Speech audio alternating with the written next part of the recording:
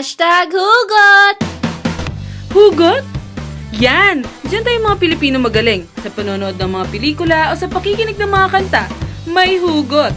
Kapag may pinagdadaanan, ipopost sa Facebook o sa Twitter at mag-hashtag hugot! Yung mga may karelasyon o kahit pawala, may hugot.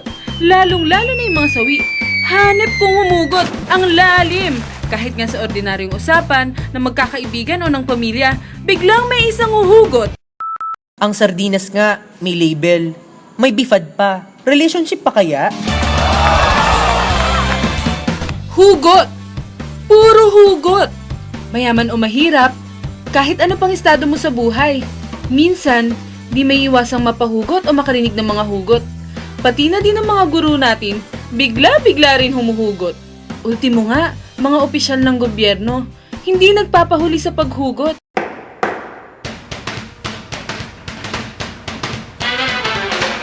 Sabihin ninyo sa crush ninyo, pahingi naman ako ng papel sa buhay mo.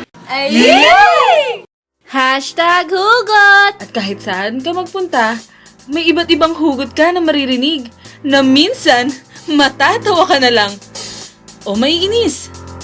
O minsan naman, Sabihin mo nga sa akin, ano? I deserve an explanation. Anong karapatan mong hingin isang bagay na pinagdamot mong ibigay? I deserve an explanation. I deserve an acceptable reason. aray! Ang sakit! Hugot!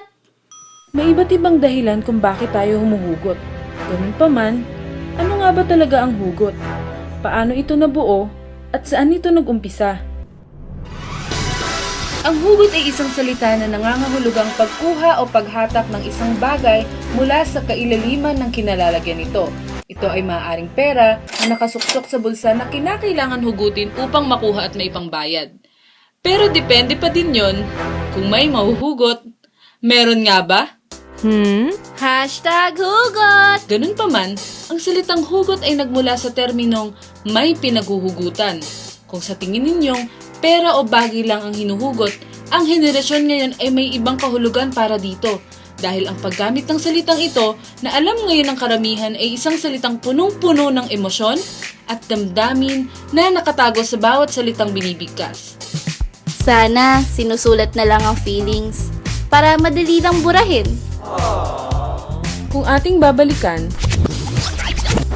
bago pa man mauso ang hugot, mayroon na tayong tinatawag na mga pick-up lines o banat na kadalasang ginagamit sa panliligaw o kaya naman kapag nagpapalakas kay crush.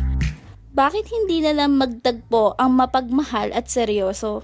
Tapos hayaan na lang natin maglokohan ang timer at manloloko. O sa taong napupusuan para mapansin. Meron din naman na sweet o minsan tinatawag na corny na pick-up lines na sadyang nakakaaliw din. Bangin ka ba kasi nahuhulog na ako sa'yo. Ganun pa man, kahit na magkakaiba ang mga ito, pasok na pasok at huling-huli nito ang interes at kiliti ng mga tao. Lalo na, ang mga kabataang patuloy na tinatangkilik ang ganitong klase ng katatawanan. Hugot! Sa paglipas ng panahon, mas naging malalim ito. Bagamat may katatawanan pa din, ang paggamit na kung saan iuugnay ang mga bagay-bagay o pangyayari sa sariling karanasan.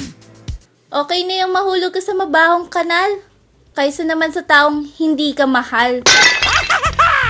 Kasabay nito ang pagkakaroon ng mga bagong pelikula gaya ng Dating Ko Tadhana na ipinalabas noong 2015 na ginampanan ng aktor na si J.M. de Guzman at aktres na si Angelica Panganiban, kung saan siya ay pinarangalan bilang Best Actress. Ang masakit na pagpaparayan ni Popoy at Basha sa One More Chance, na talaga namang marami ang naapektuhan. Sana ako pa rin. Ako na lang. Ako na lang ulit. Hugot! Kaugnay nito, ang mga nasabing pelikula ay nagbigay daan na nga sa pag-usbong ng salitang hugot, na unti-unting binili ng mga tao at ginagamit hanggang sa kasalukuyan.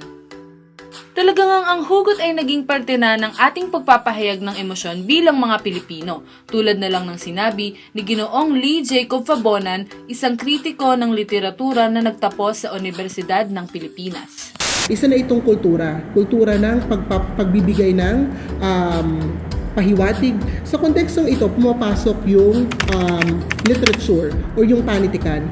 Bago yung phenomena ng hugot ngayon, matagal naman ang humuhugot yung mga Pilipino. Ito yung pagluluwal ng ideya, pagluluwal ng naratibo, ng istorya mula sa isang manunulat, at ito ay isang paraan ng paghugot mula sa sensibilidad at karanasan ng isang manunulat. Isa mang katatawanan kung ito ay pakikinggan, ang hugot ay isang klase na ng sining na niyayakap nating mga Pilipino. Marahil kung ating susuriin dahil na din ito sa ating katangiang pagiging emosyonal. Ayon sa isang pagsisiyasat ng Gallup's 2016 Global Emotions Report, isa ang Pilipino sa pinaka-emosyonal na mga tao sa buong mundo. Sa pananaw ng isang sosyolohista na nagngangalang Louis Ignacio, ang mga Pilipino kasi o ang mga kabataan, dahil sa hindi na sila exposed sa harapang pakikipag-usap o harapang pagpapahayag ng saloobin, dahil nga sa mas sanay sila sa social media, hindi na rin sila nasanay sa direktang pagsasabi ng kanilang nararamdaman. Kaya dinadaan nila to sa hugot, dinadaan nila sa pasaring, dinadaan nila sa pahapyaw na pagsasabi. Maliban sa ugaling emosyonal, mayroong pagsisiyasat na tungkol sa ugali ng mga Pilipino na naging basihan din kung bakit nakasanayan ang humugot. Ito ay ibinahagi ni Binibining Dakis, isang psikolohista.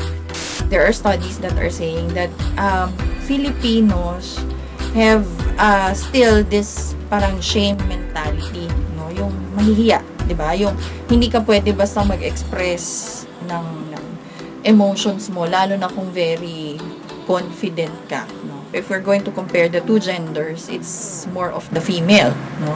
Si female yung mas expressive, si male medyo dapat hindi. Society would tell them, no?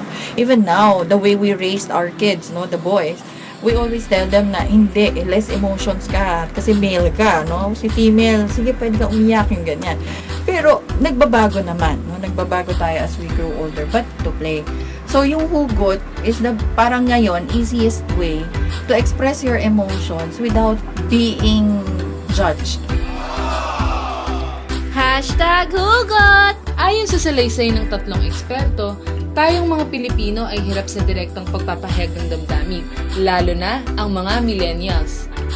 Kung ating pagbubuklodin ang sinabi ng tatlong eksperto, masasabi na isinasantabi na lang ng mga Pilipino, lalo na ang mga millennials, ang tunay na damdamin at huhugot.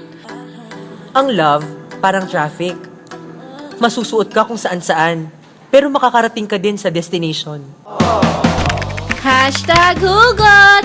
Dahil sa ganito, ay mas madali para sa kanila ang magpahayag ng emosyon nang hindi kinakailangang sabihin lahat.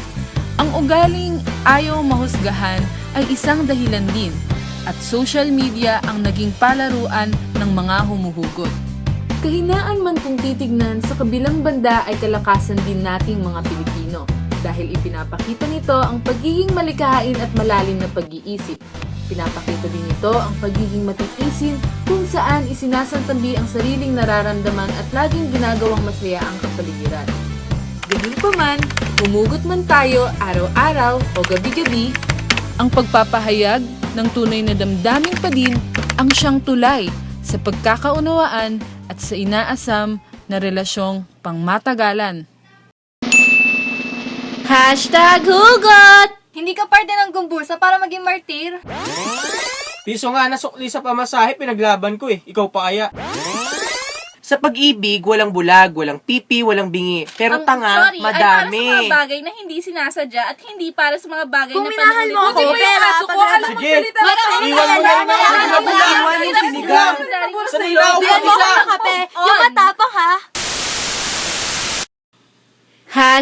#hugot!